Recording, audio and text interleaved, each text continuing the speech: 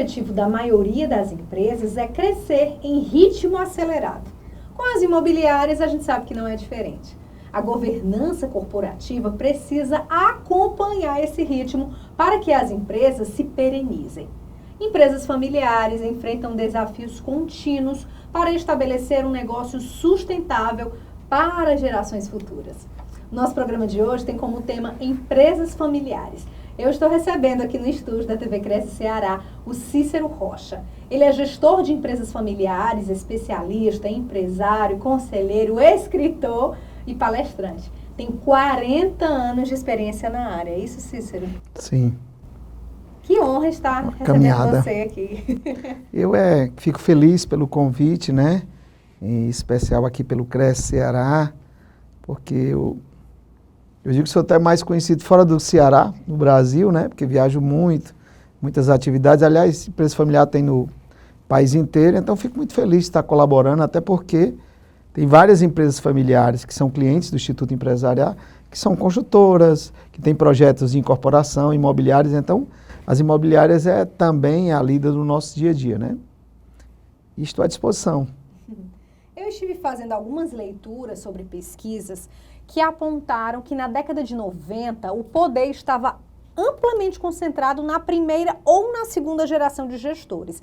Já nos anos 2000, ainda segundo essas pesquisas, as boas práticas de governança já estavam entre as mais presentes, no caso, entre a terceira geração. O que eu entendi nisso tudo? Não estamos mais num jogo linear, né? Agora é tudo exponencial. Então, como é que as empresas estão discutindo hoje essas questões tão importantes para ter essa longevidade? Pois é, a governança é um tema muito novo. Novo, inclusive, no mundo. Quando a gente fala novo, é 20, 30 anos, né?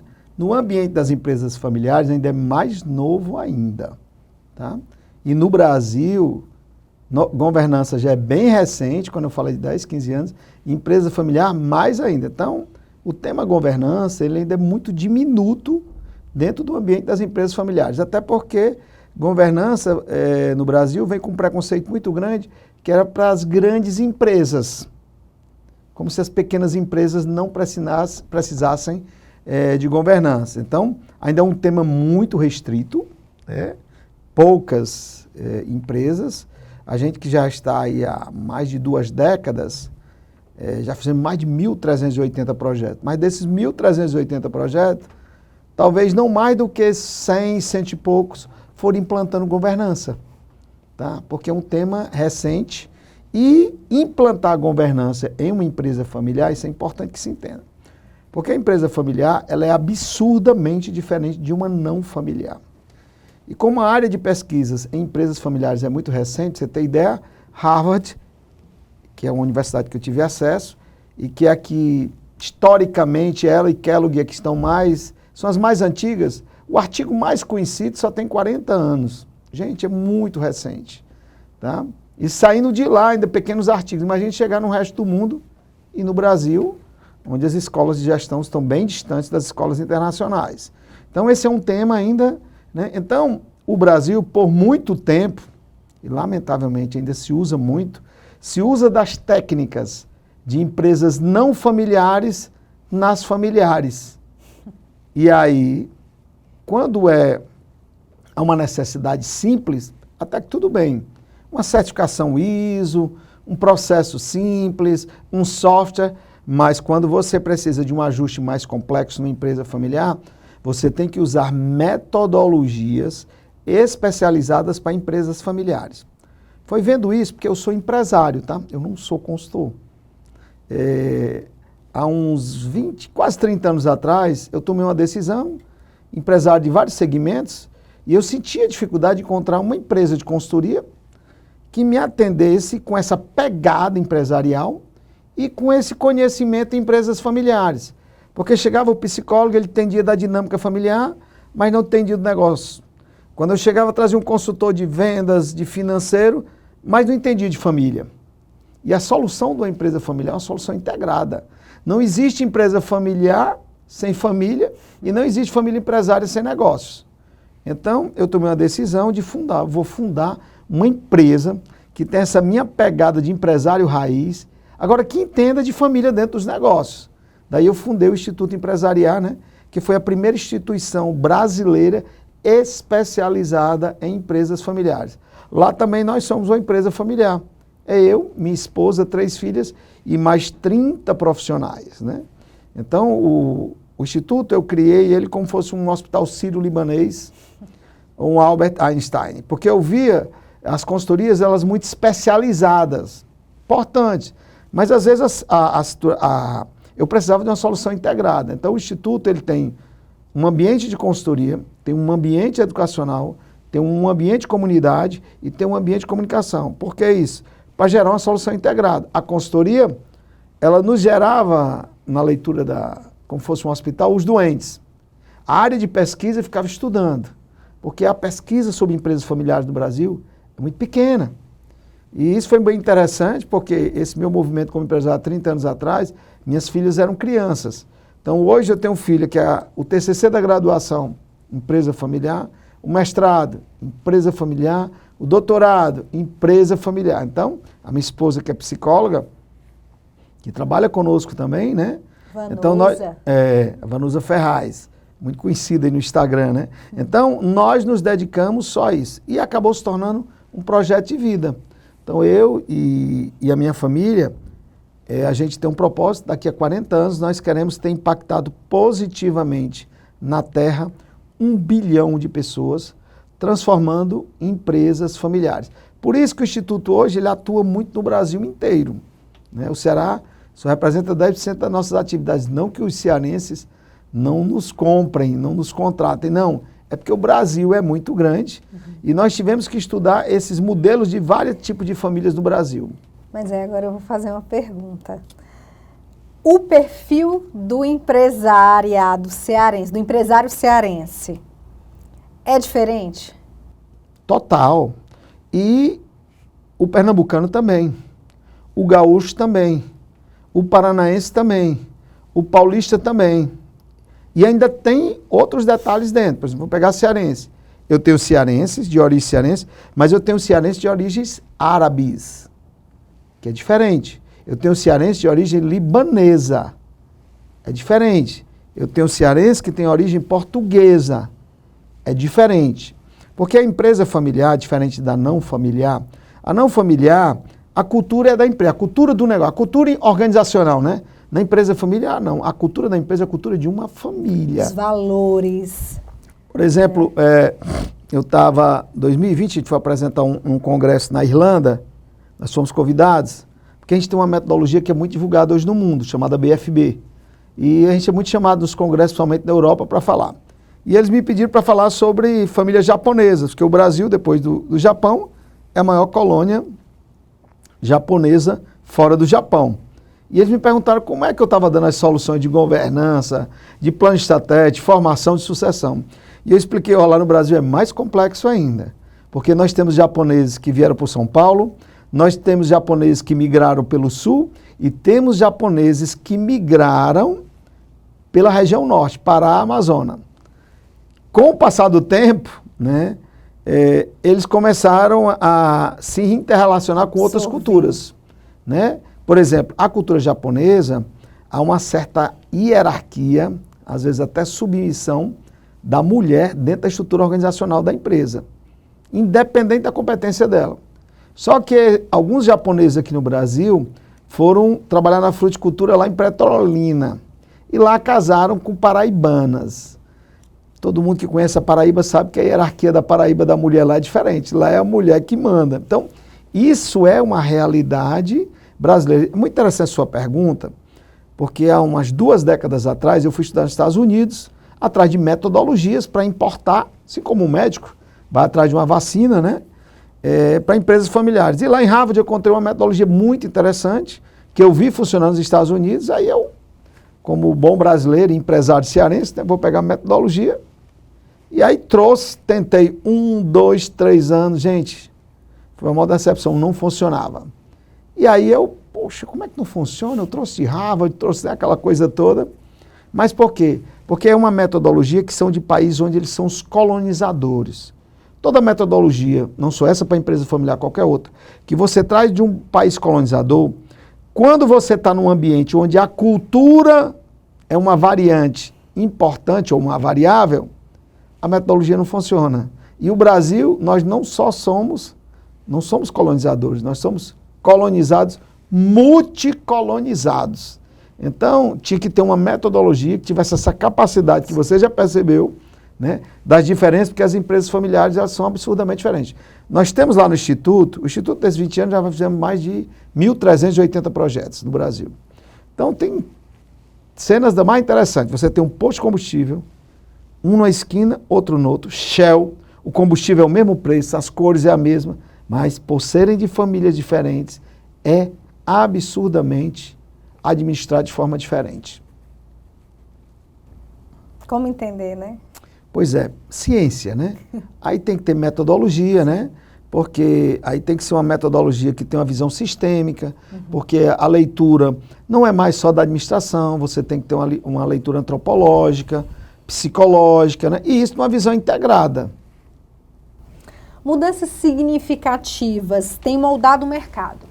Adaptar-se é essencial para garantir a continuidade dos negócios. As empresas estão se adaptando a critérios de ESG, considerando aspectos de diversidade, equidade e inclusão. Como é que isso está acontecendo com as empresas familiares cearenses? Pronto. Volto a dizer, bem distante. Aliás, o ISG ou ISG, ele ainda é algo muito novo no mundo, né? Agora, é interessante, eu vou trazer uma estatística do mundo, tá? Porque eu tenho muita estatística internacional. E o ISG, como ele vem da Europa, principalmente mais para cá, lá a gente tem números mais concretos e pesquisas. O ISG, nas empresas familiares, estão sendo mais consistentes do que nas empresas não familiares. Por quê? Porque nas empresas não familiares, o ESG, ele está entrando como uma obrigação, uma certificação. Bota porque é o jeito, que é obrigatório. Já nas empresas familiares, né, eles estão entrando por vontade. Porque as famílias já perceberam que com relação a meio ambiente social, se der problema, vai prejudicar o nome da família. E numa empresa familiar, tudo que venha a trazer resquícios negativos no nome da família, a empresa tende a ter uma consideração muito maior, né? Então, assim, o ISG para a empresa familiar, ele vai ser uma consequência, né? Uma consequência não de uma certificação, de uma obrigatoriedade. Até porque o mundo está percebendo que as certificações não estão garantindo qualidade nem resultado.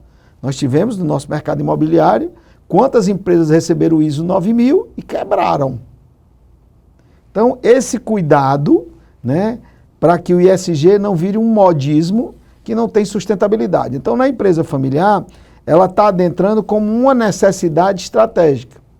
Ter a governança, isso é uma necessidade estratégica, né? Ter uma responsabilidade social e ambiental, isso é uma necessidade estratégica. E não uma obrigação cartorária, tá? Então, assim, as estatísticas têm mostrado que ESG nas empresas familiares é onde está tendo uma melhor aderência. O Brasil está preparado para envelhecer?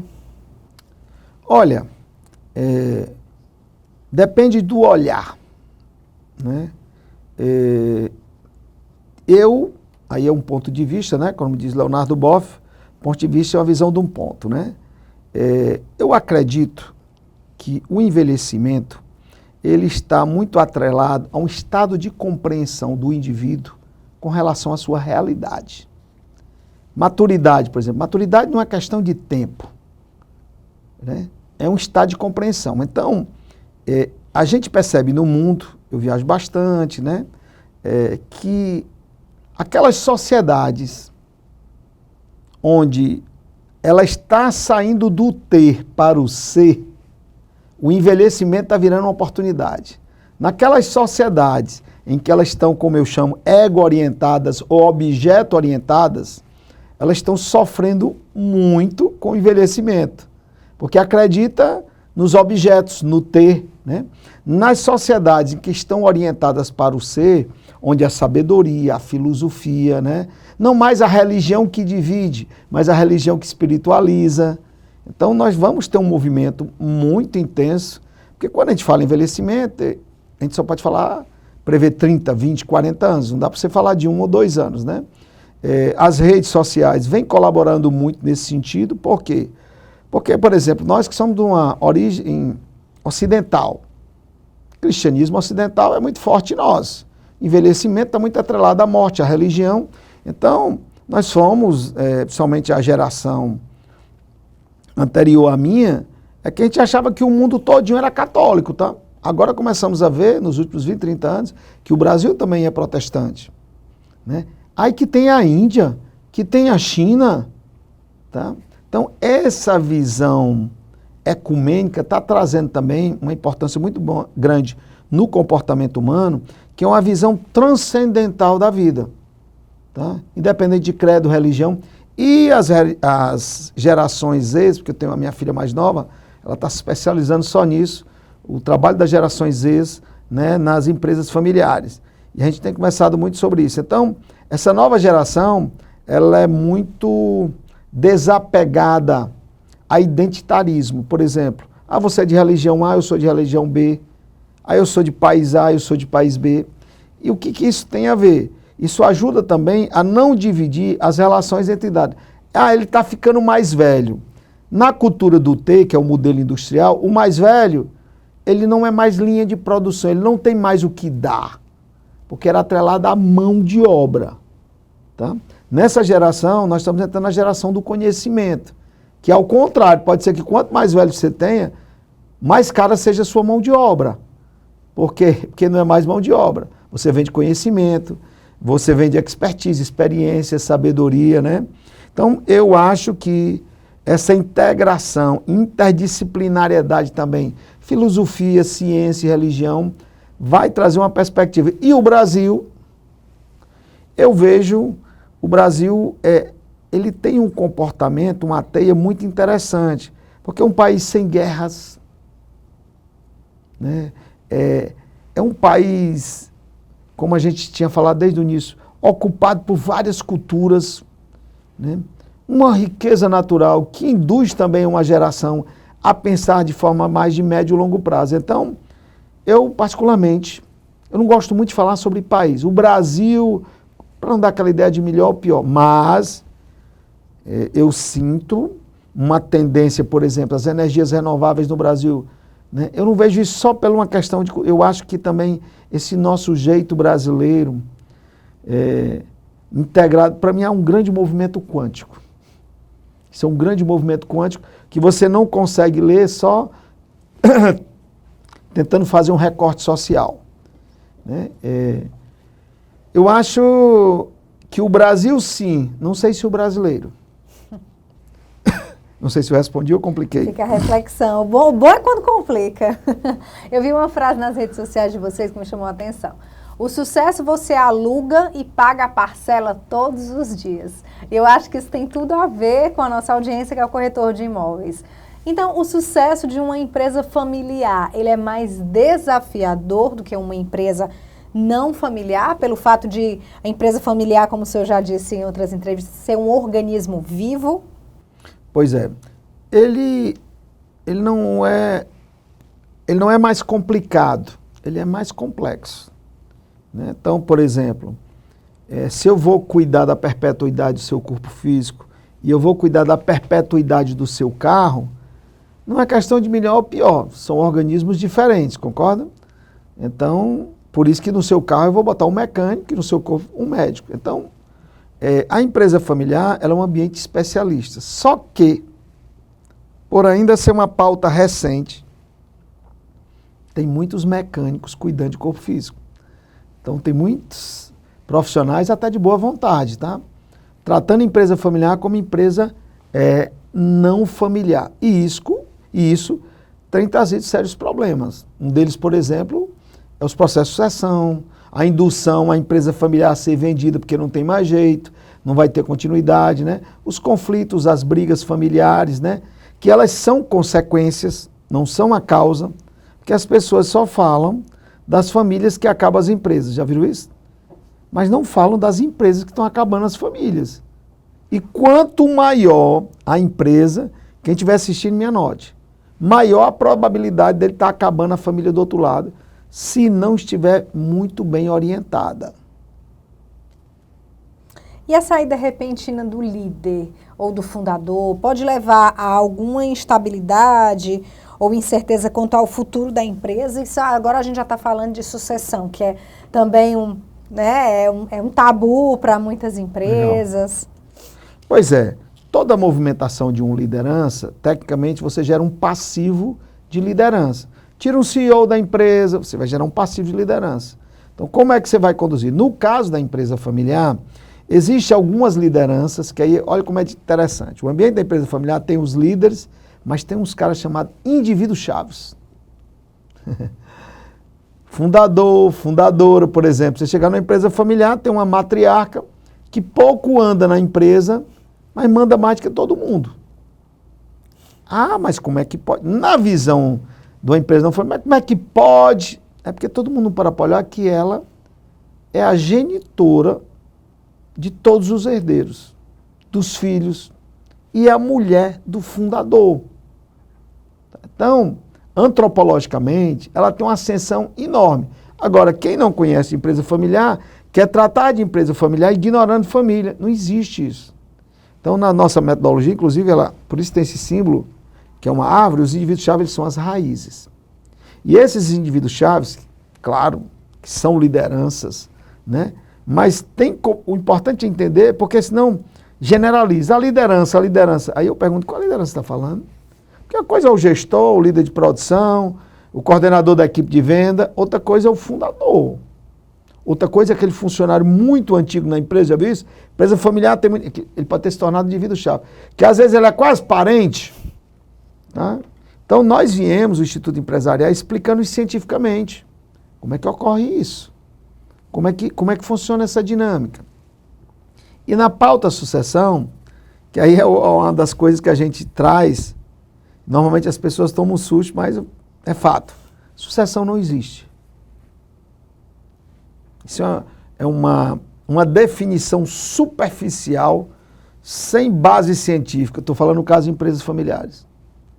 Porque a empresa familiar, essencialmente, ela é feita de seres humanos e ela prima pela humanização. E quem entende de ser humano e humanização sabe que não existe outra pessoa igual a outra. Existe. Agora, num ambiente mecânico, claro, se eu tiro o paralama do seu carro, eu posso botar outro. Vai ficar até melhor. Se for um novo, concorda? Na empresa familiar, não. O dono, o fundador, um indivíduo-chave desse, até depois de morto, ele não é sucedido. E quem faz isso muito bem, ao contrário, eterniza a empresa, tá? Através dos valores, da cultura, né? Então, o que é que nós entendemos que é? É uma integração de gerações. Você tem gerações em ciclos diferentes, principalmente indivíduos-chaves, precisa entender que os indivíduos-chaves precisam ser integrados, né? Porque a empresa familiar, ela não precisa de executivo, fica o herdeiro, treinamento, treinar a família, curso de herdeiro, curso de sucessores. A empresa familiar não precisa disso, não. Precisa de curso de formação de indivíduos-chaves. E esses indivíduos-chaves têm uma característica, um ponto, que quando ele desbalanceia, ele contamina a empresa todinha. Qualquer que seja ele. A infelicidade. Aí, mas todo mundo é infeliz. Na empresa pode ter, mas se o fundador, por exemplo, tiver um câncer e ele não tiver bem mentalmente, ele começar a balançar, ele prejudica a performance da empresa 5, 10, 15 anos, tá? Se tiver um problema de ordem psicológica na família ou nele mesmo, ordem física. E por último, a gente detectou nas nossas pesquisas, nos últimos 12 anos, algo muito interessante, que é a falta de sentido na vida. E que está acontecendo muito no Brasil. Que uma boa parte do empresariado foi condicionado que aos 60 anos ia parar de trabalhar, ia se aposentar. Só que eles vão ver mais de 90. E chegaram agora aos 60, superativos. Foi tudo montado como eles fossem se aposentar. O pessoal na empresa dizendo, tem cursos até de universidade, de negócio do Brasil, que orienta que com 67 anos ele tem que sair da empresa. Só que ele olhou e disse, eu vou fazer o quê? Porque antes eu estava doente, vivia no médico, né, que era a cultura anterior. Como se diz no Nordeste. 60 anos era um... Tá no fundo da rede, concorda? Hoje o cara gatão, ativo, Né? Eu tenho colegas que são corredores comigo, gente, 70, 60 anos, correndo maratona. Sim. Né? Então, precisa repensar esse modelo. Então, o que você faz? Uma integração de geração. Essa pessoa, ela permanece no sistema, nós lá no Instituto alteramos a estrutura de poder, aí é que a governança vem por uma necessidade e não pela imposição. Porque às vezes eu chego, tem a família, tem o jovem entrando, o pai, e aí como é que eu gero espaço de poder? O pai vem comigo para o conselho, para a governança. Continua na estrutura de comando, mas não ocupando, e o filho ocupa aquele outro espaço embaixo. Moral da história, você integra as gerações. Então você não botou uma governança, não, porque agora eu tenho que ter conselho na empresa. Não, por uma necessidade no processo de integração de gerações. Então, esses mecanismos como ISG, eles são ferramentas. A ferramenta não pode ser mais importante do que a empresa. É igual o pescador que valoriza mais a rede do que o mar. Muito cuidado com esses modismos, tá? Cuidado para não exagerar na dose que eles vão resolver tudo ou ignorar a necessidade deles. O equilíbrio, né? Sim. Tem que ter uma visão prática. Eu sou empresário, eu me defino até como empresário raiz, porque apesar de ter uma larga formação, mas a minha 3, 4 anos, eu já trabalhando no Banco do Brasil, eu comprava e vendia queijo na feira. Então, empresário é prática. Tanto é que o Instituto Empresariar, a gente se apresenta como consultoria, senão o pessoal não vai entender o que é. Mas a razão social da nossa empresa é uma instituição de conhecimento intensivo aplicado. Intensivo e aplicado, né? Porque a empresa familiar, ela precisa de vivência prática. Uma teoria prática. Nem pode ser uma teoria que é só teoria sem prática, nem pode ser aquela prática só do feeling. Né? Inclusive pelo ambiente de mudança, como você falou, e de modernização. Né? E esse é um dos grandes desafios hoje da empresa familiar.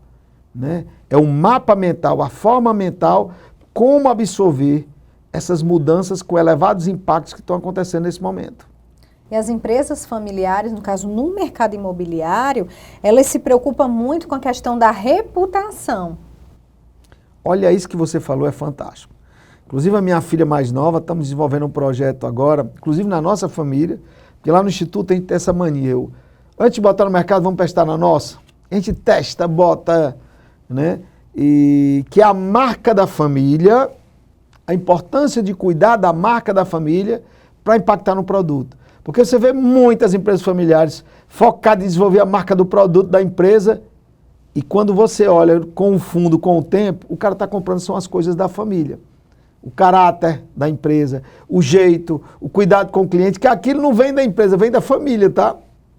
Então, é muito importante entender, e a médio e longo prazo, quem estiver me assistindo, anote o que eu estou lhe dizendo. É porque isso aqui vocês só vão ver daqui uns 10 anos. As empresas familiares já vão dominar o mundo. Elas vão dominar o mundo. Na Europa, isso é muito forte. E não são as grandes, viu? Lá ao contrário, são pequenas e médias muito fortes. Por quê? Porque a tendência do mundo, e principalmente com a pandemia, o que ocorrer daqui a 50 anos foi antecipado para 15.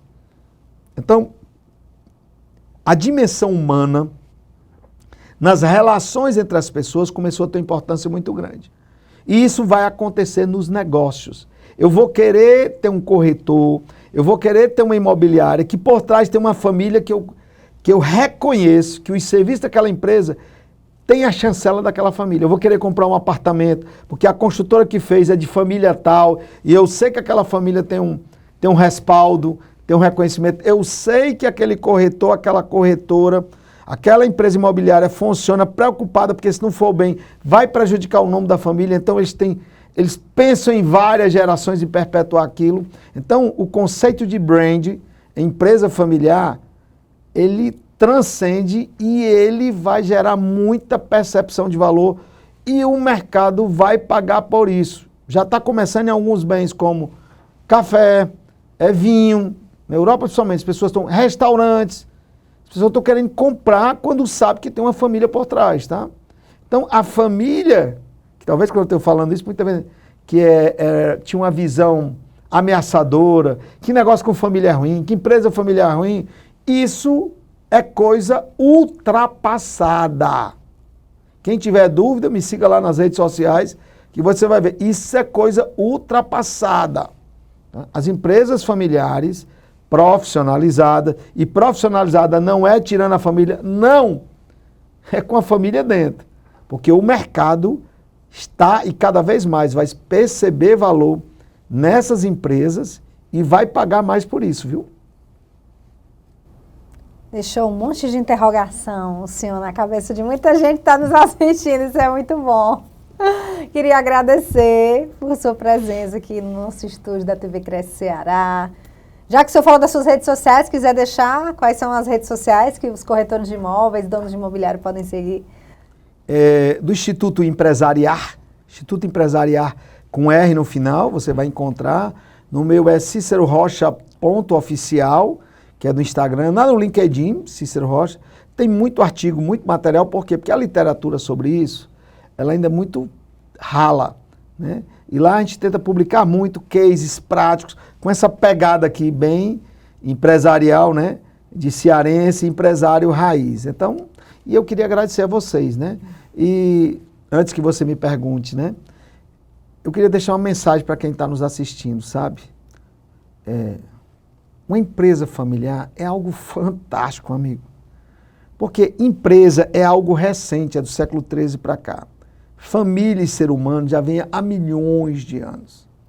Então, se você integrar a sua empresa à família, ela vai ser um ambiente de escola, ela vai ser um ambiente de terapia, mas claro, quando você está com especialistas, assim como seu corpo físico. Hoje você faz check-up. Por que ele perpetua? Porque você faz check-up, leva a especialistas, mas eu te garanto, uma empresa familiar, devidamente acompanhada, é fantástico. Eu vivo isso 24 horas.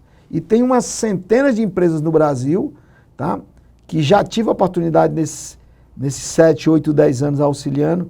Gente, você trabalhar com sua neta, com sua filha, com um genro que tem competência, coisa do outro mundo. E isso é possível com ciência.